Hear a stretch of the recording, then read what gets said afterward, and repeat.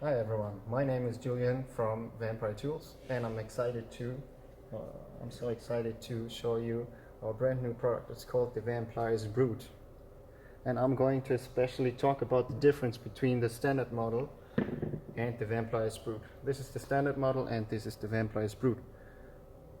So it's not just the design.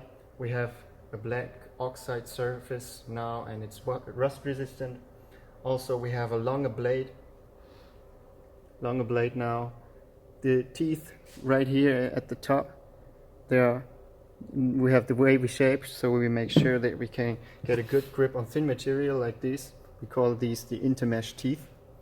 We also have an improved hardness. The standard model has a HRC 58, the new one has a HRC 60, so we can get a tougher and harder grip on our material, on our screws.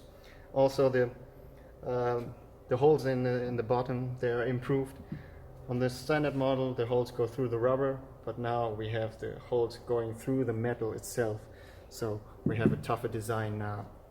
So also we have the blade side identifier on the top right here, so we can identify on which side the blade is without seeing the pliers, right?